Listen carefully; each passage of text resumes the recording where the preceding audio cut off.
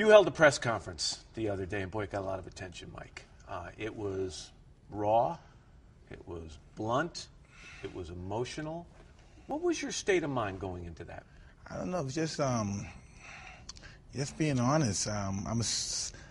People blew it out of proportion, pretty much. You know, I felt I haven't drank for 4.5 years, and I took a drink, and I started drinking.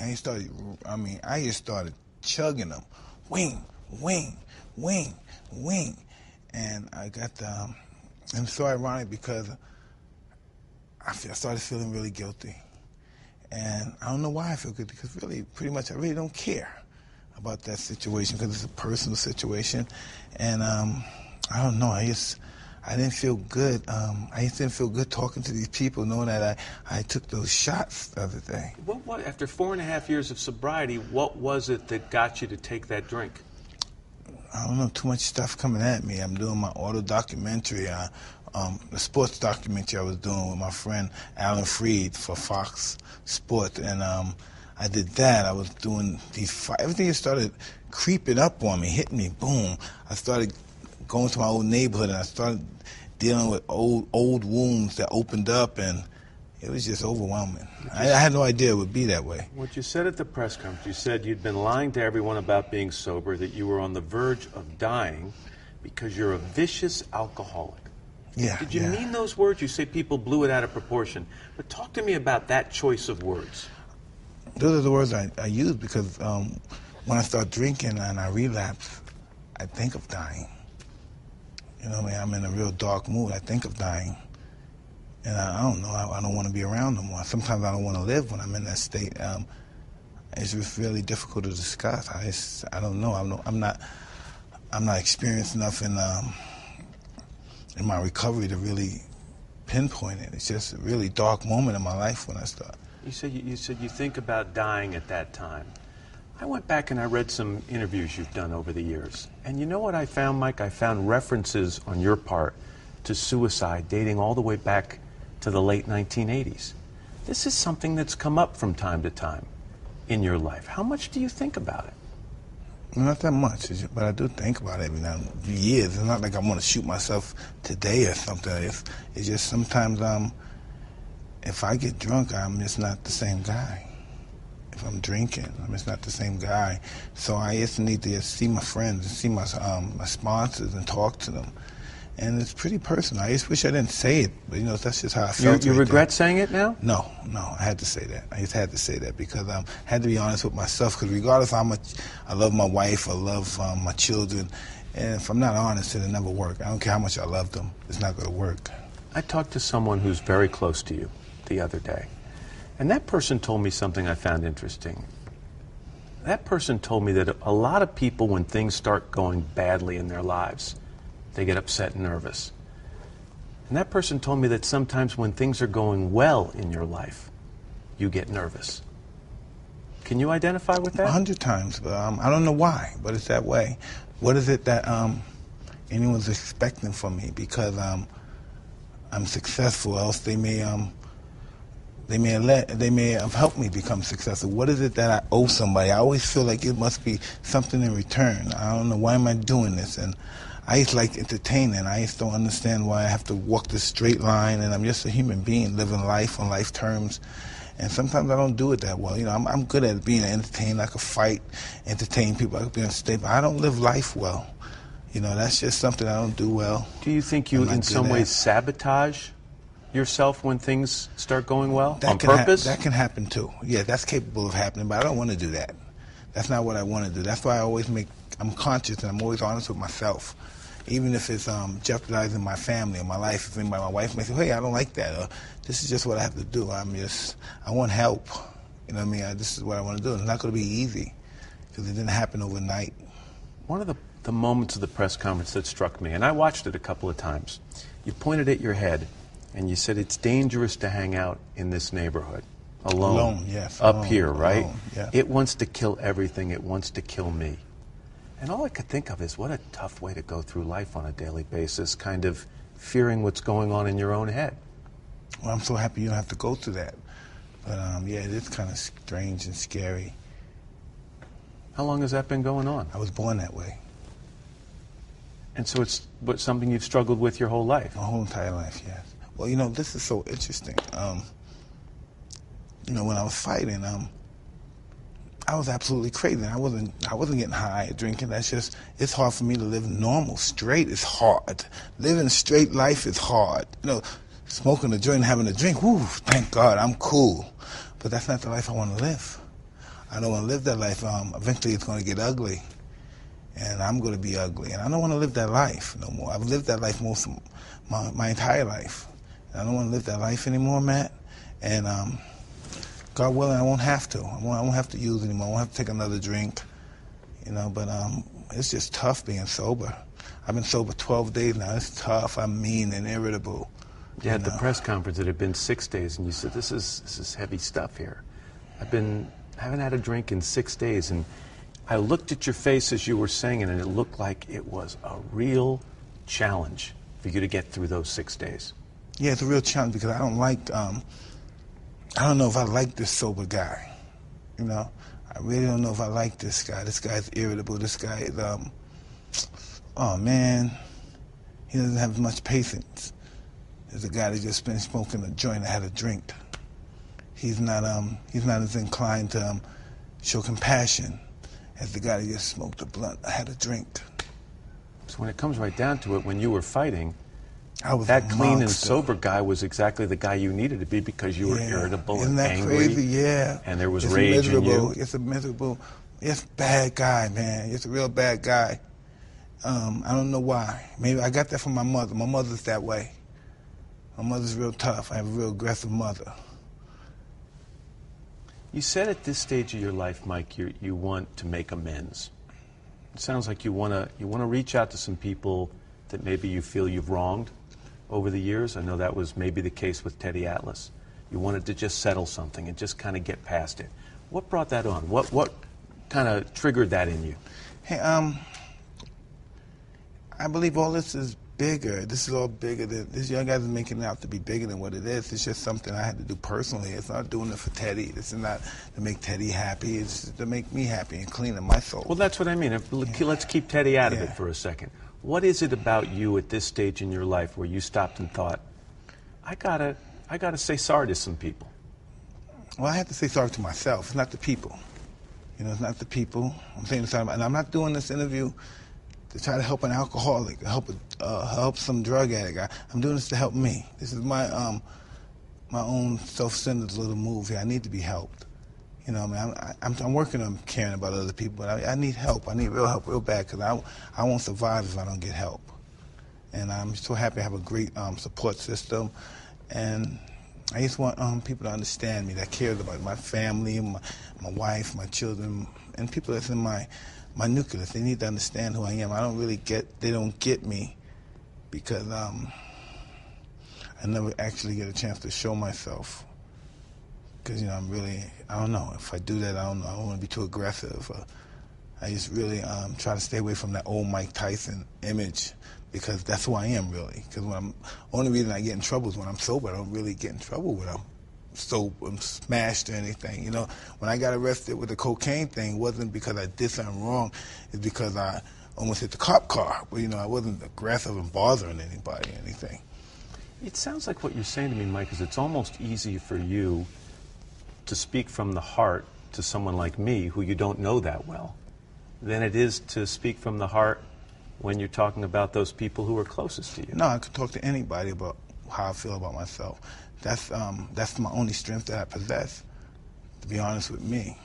Myself, I don't care what anyone else. You know, I don't care if y'all told me lies. People told me that's cool because that's none of my business. But I have to be honest with myself because I just need to be honest. I've said too many. I lied to myself too often, so I need to be honest with myself. If we're at that stage of being honest, let me ask you a question you've been asked before. And I listened to you say you wanted to make amends to people, and I've heard you take responsibility over the years for a lot of bad behavior, for drinking, for drugs, for some relationships with women that you, I think, even described as abusive. I've never heard you talk and say you want to take responsibility or even apologize for what happened with Desiree Washington. Well, and I'm worried, I'm curious if you're at that stage in your life now. Well, I don't really think I have to make amends to that because I've done nothing. I really didn't do anything to her. I didn't rape her. I didn't beat her. I didn't do anything to her. And I'm not going to make amends. I made amends to myself, but to her, no. That was premeditated on her part. So does that period in your life haunt you? Not as much as it used to. Explain that to me. It just doesn't. It really doesn't. It just doesn't no more. I'm at peace with myself pretty much. I don't want anything pretty much out of life. I'm pretty much content now. I'm never going to be wealthy again. That's just not going to happen. There's a lot of hard work doing that stuff. I don't have that in me anymore.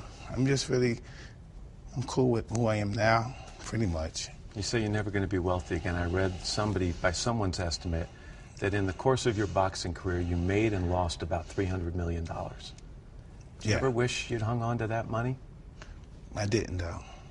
I didn't. Nothing you can do about it? No, not at all. Out of my control, pretty much. There are certain times, Mike, where you get emotional. I watch when you talk about your kids. I watch when you talk about Kiki, your wife. I've watched you over the years talk about Customato. Where does that emotional side of you come from? You say you get your toughness from your mom. Where do you get the emotional side? I don't know. I have no idea. It's just who I am. It's who I am. And I hope no one gets under the influence that means that I'm some kind of wussy guy, because it's just who I am as a person. It's just really who I am. Do you worry about if you share your emotions that people think you're soft? No, they're gonna have a pretty big awakening if they believe that. You know, you mentioned in that conference that you were sober for 6 days. You now say it's been 12. I know you go to AA meetings. I've read sometimes you go to more than one a day. What's it like to be Mike Tyson in an AA meeting? I'm nobody in there. I'm just Mike Tyson. You may see some smucks come in, but that's really pretty much insignificant to me. I'm not a friendly guy there. I'm not there to make friends. Do you gain strength from hearing other people's stories in those meetings? Hey, I don't know. I don't talk much about AA meetings. I'm really not allowed to talk much about it because it's really, AA has nothing to do with our conversation. It's just with me and the people there. And that's just what I do. That's my serenity. You've talked about your support system, and you've got a really strong partner in Kiki. Talk to me a little bit about what she's meant to your life. Well, Kiki, we started this journey together. I don't know, the second trip or the second show, whatever we call it. Second act? Yeah, that's what it is. We started this together under the pretense that we were going to get, I don't know, the pretense when I did one of my ODs, I used to OD like once a week and stuff. So after one of my ODs, and she's giving me the cayenne pepper and the lemon to recover the stuff. Yeah. And the ice packs, the ice packs, and don't worry, yes, we're going to get a production company. We're going to get this, and then we're going to start producing shows. And yes, baby, yes, yes. And it just it started working. We just started being of service, praying, being helping people, and then things just started turning around. And I just I owe a great deal of everything to her. My serenity, my spiritual belief. She's just my dear friend besides being my wife. Have you ever thought that it took a lot of bravery on her part to take up with you? Excuse me? It took a lot of bravery on her part to commit to a relationship with you, given your history and some of the things you've admitted to in the past? Hey, I've known her for a long time. I don't know if she believed all the stuff that people said about me. And anything I did, she knows already. She knows everything about me, pretty much. It's not anything that I've done that she doesn't know. She knows everybody I slept with, pretty much. So I'm not embarrassed to do anything around her. I'm thinking, Mike, that there are people, especially younger people, watching this interview right now. And believe it or not, they don't know you as Mike Tyson, the boxer, or the fighter. Yeah, that's pretty interesting, huh? They know you as the guy from The Hangover movie and TV shows and things like that. Are you surprised at the success you've managed to find in your, I don't even know if it's your second act, it might be your third act by now? Well, I just know I'm not wise in my own eyes, pretty much. I don't, you know, to myself, I say, wow, we're achieving things, and I have the drive to achieve and want to accomplish gloriful things. I like doing great things more than money. That's what the money means. I like accomplishing things, and I'm goal orientated, and I'm gonna do that. I'm gonna be successful in my goals. You know, it's just the life part that's difficult. This is just what I'm really born to do: entertain people. It must have come from slavery. When my family was slaves, we must have had the banjo on the porch or something. But that's just what I want to do. Yes, when I did it in boxing, it was just an ominous, menacing way. I entertained people, and now I'm doing it more of a joyful way. Gregarious, the word I was told today, right? Gregarious, yeah, that's the word. It's in that particular fashion now. It's just different genres that I'm doing, from athletics to the theatrics right here. I like doing the stage. That's just what I love doing, being on stage, more than even movies. That's just what I really, truly want to be, a stage performer.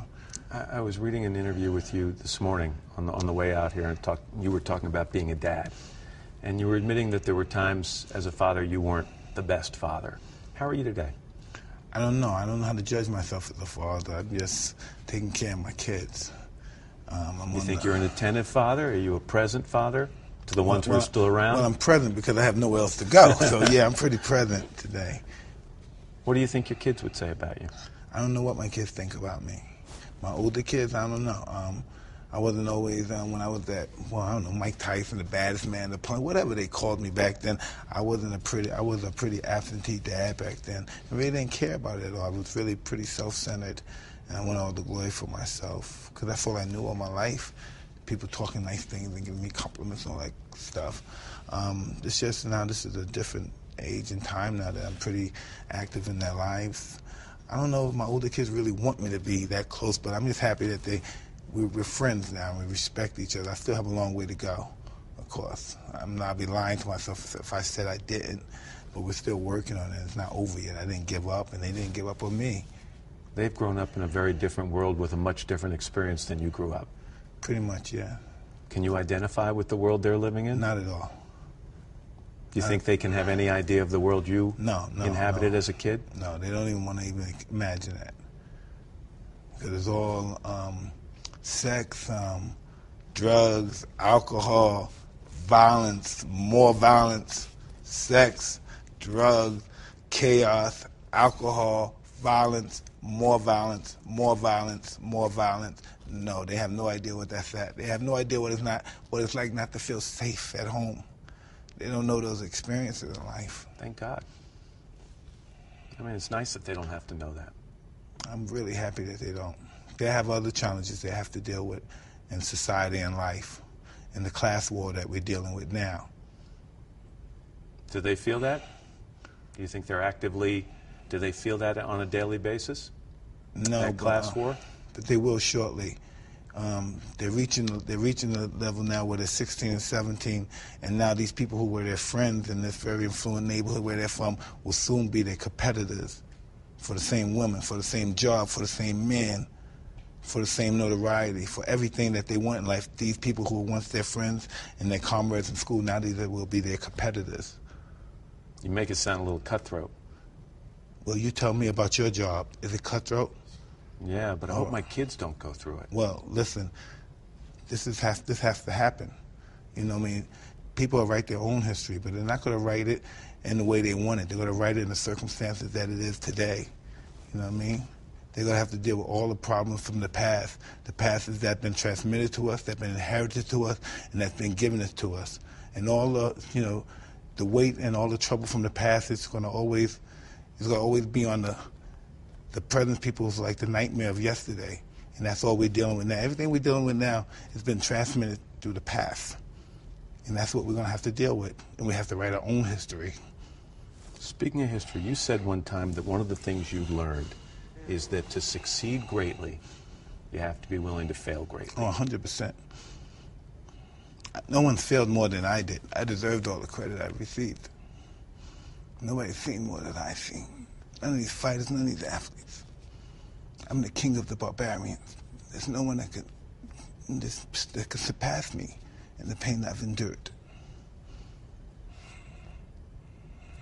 That brings up, obviously, tough memories for you, that pain. Yeah, that's probably so. But I can deal with it. I can handle it. Seems like it's a good deal in the past? Nah, it's never in the past. You ever think we'll get to sit and do an interview, Mike, where you'll look at me and you'll say, I feel really great about everything? I feel really great now, you know. Can you get to that point where you can just relax and let it go? Why would I want to? And why would I want to be relaxed with you? You know what I mean? I don't know. If it's someone I choose to be relaxed with, I don't know. I talked to you before about, I said so many, all of this is coming up at a time when things are going really well for you. Absolutely, yeah. You've got, you're going into promoting on the boxing side. You're not in the ring anymore, but you're alongside the ring. You've got a documentary series coming up that I think people are going to really be fascinated by. Tell me a little bit about it. It's called Being Mike Tyson. It's like a sports documentary, and it takes me back to Brownsville, where I'm from, Brownsville, Brooklyn.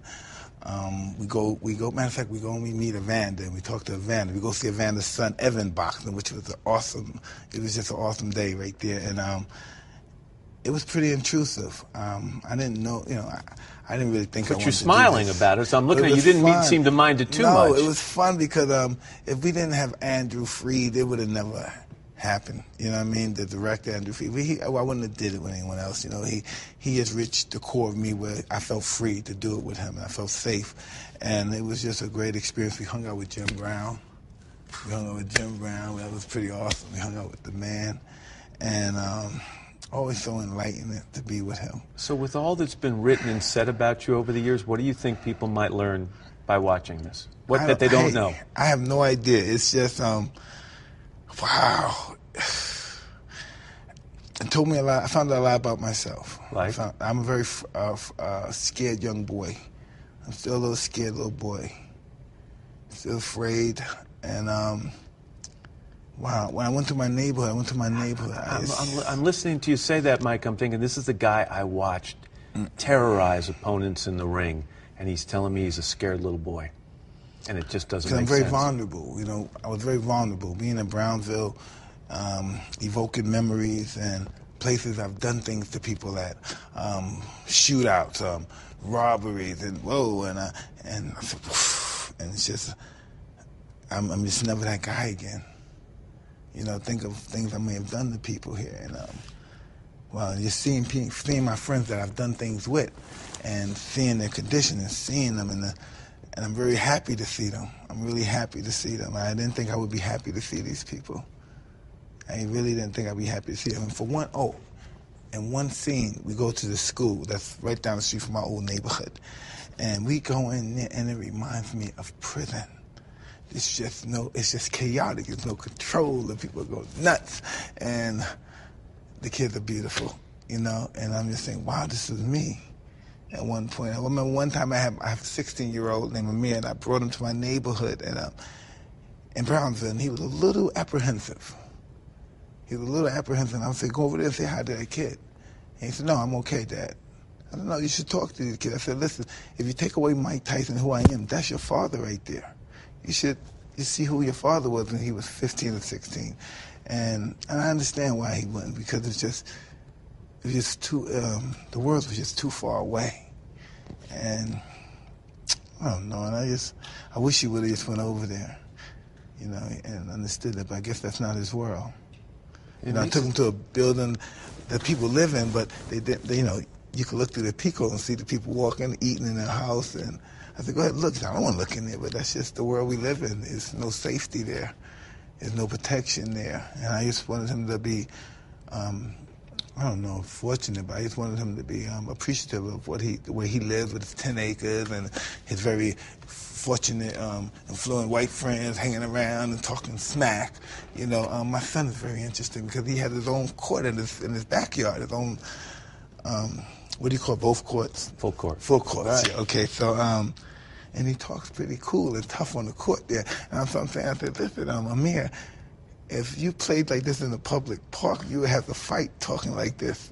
You would have to fight somebody talking like, he has no concept. It's nice on your own 10 Yeah, acres. He has no concept that you have to fight people. You can't talk like this on a public court without getting into a fight. And I thought that was awesome. You know, all the things we've talked about today, this is the biggest smile I've seen on your face, and I'm wondering it's because you're thinking about your childhood, or you're thinking about the chance to share your childhood or a little piece of it with other people. Oh, that's going to be awesome. That's going to be awesome. I just don't know. I haven't seen it yet. I haven't seen the show yet, so I don't know how it's going to turn out. But I hope I'm not like El Schmucko right there, you know, because I'm just still tense. Even I'm not tense, because I'm never tense. If I go to Browns, I got the Browns look. I'm talking, but with the cameras, I'm tense.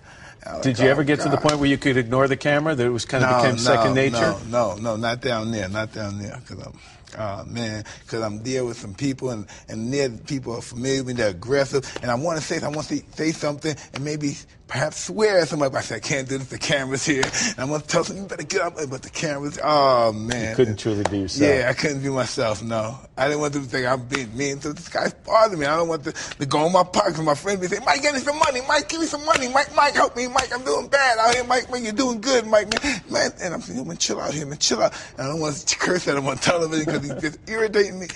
I was like, God, but this is my lifelong friend, so I don't look at it as if he's really irritating me. But right now I got the cameras and just chill out, and this is just not going well. Do a lot of your friends from earlier in your life want things from you?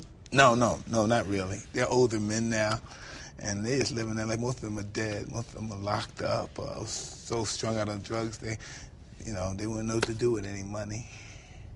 That's sad. But the ones that are doing good, I'm really appreciative with. I don't look at that as if I'm better than them, but we survived. We beat the system for now, We had some bullet holes, maybe been shot out. Some of us are dead, but we're still here. We're not supposed to be here. We're still here. You hang in there. I'll be all right, buddy. Thank you for coming. Thanks for talking to me. I appreciate it.